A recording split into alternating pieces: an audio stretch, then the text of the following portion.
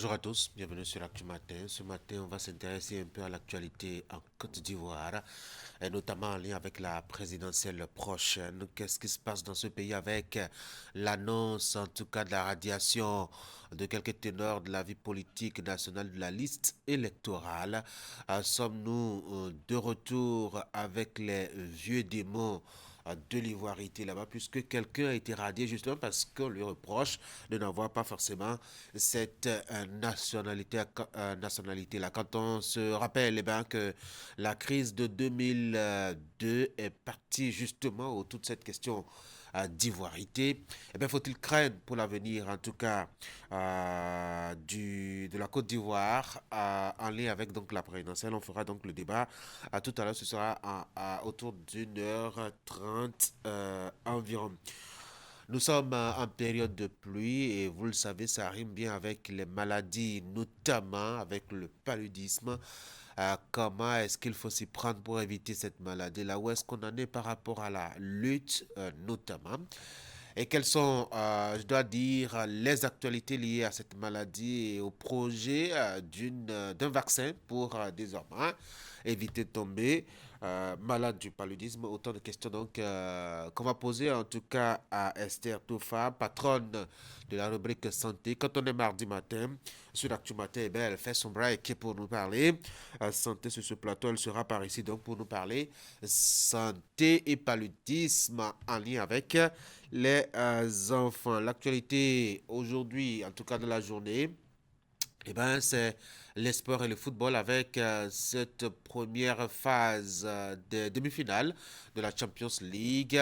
Paris s'est déplacé à Arsenal pour justement la première manche de cette confrontation. Donc, dans cette compétition continentale, quels sont les enjeux? Eh ben, Candido Huerta passera par ici, en tout cas pour nous proposer l'affiche, les chances et tout ce qui va avec. Il va nous proposer aussi l'actualité liée au Guépard du Benin dans le club respectif. Fraternité vous réserve justement une page à ce propos. Candido Huerta viendra par ici avec une vidéo et des images pour vous en dire un peu plus. Justement, je parlais de fraternité. Ce sera le quotidien qui va ouvrir la une des journaux tout à l'heure, vous le verrez. Dans un instant, l'actualité est quelque maigre et éparse. Alors, quels sont les sujets qui reviennent? Éléments de réponse dans ce premier rendez-vous. Voici la une des journaux.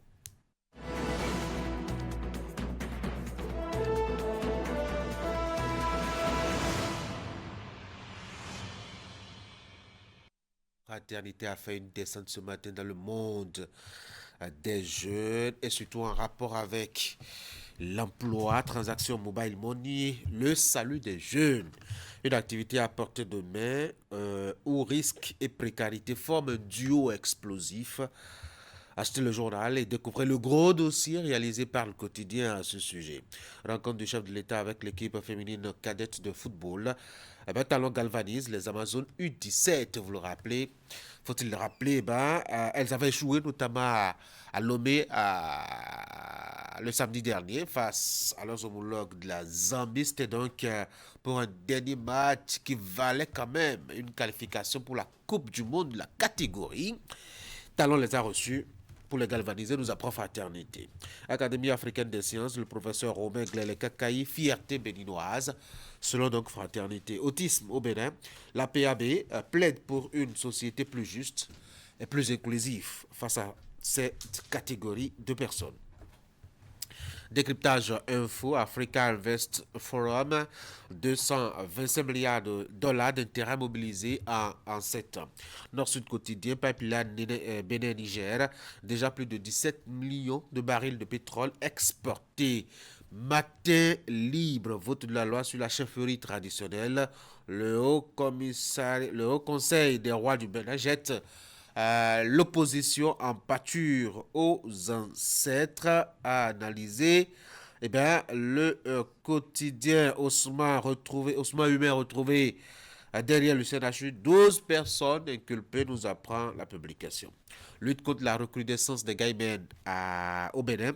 Les chefs d'arrondissement et les délégués de quartier défient le gouvernement. Là, c'est le Béninois libéré qui nous propose ce titre ce matin en interpellant justement le ministère de l'Intérieur, de la décentralisation et les préfets afin qu'ils agissent pour faire reculer le mal.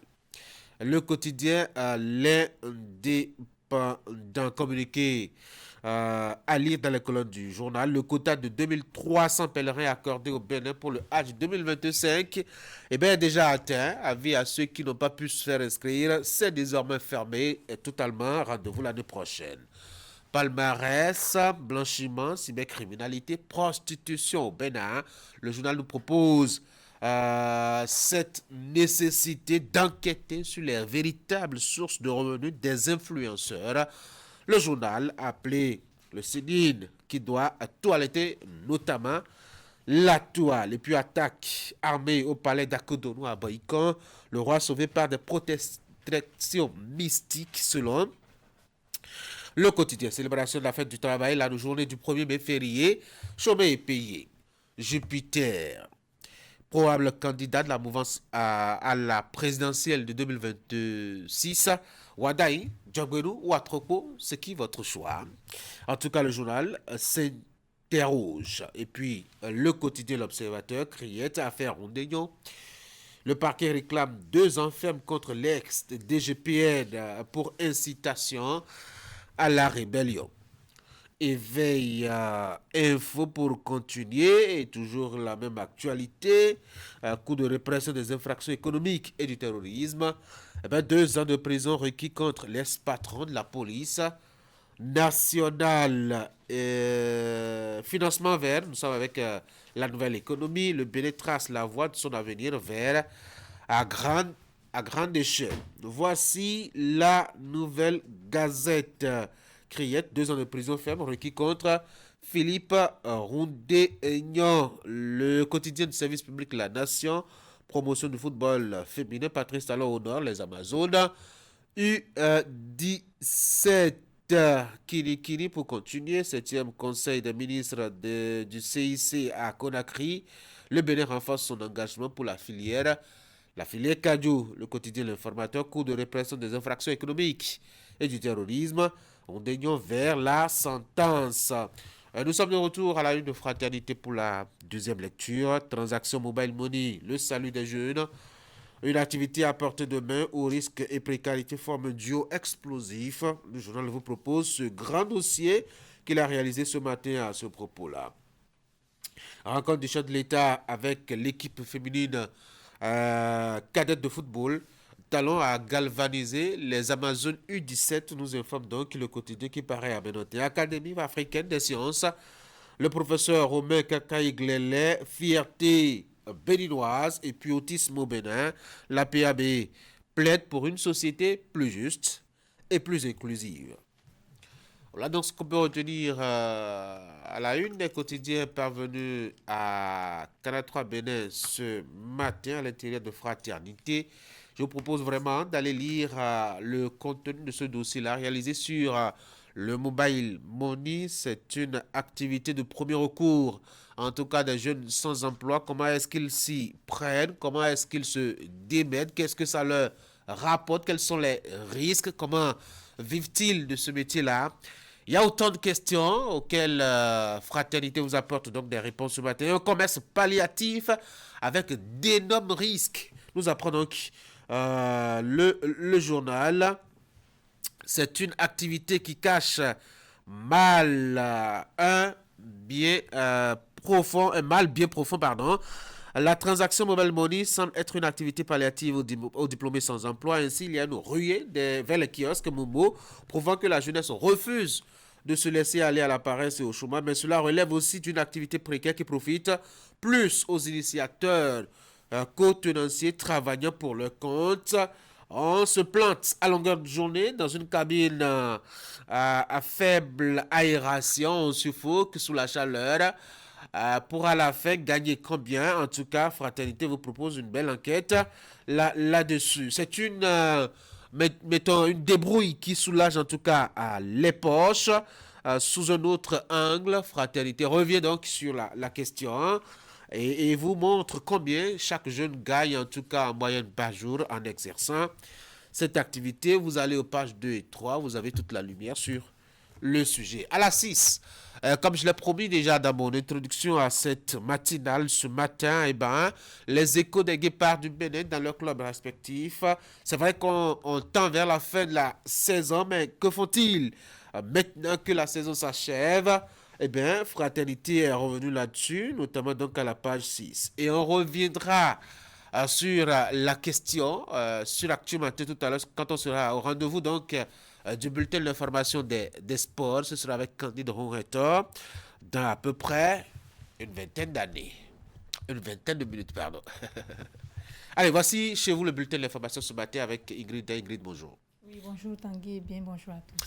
Ce matin, on va s'intéresser donc, mettons, à cette équipe féminine des U17 reçue par ben, Patrice Talon à son retour à Cotonou après un parcours dans les éliminatoires pour le mondial de leur catégorie.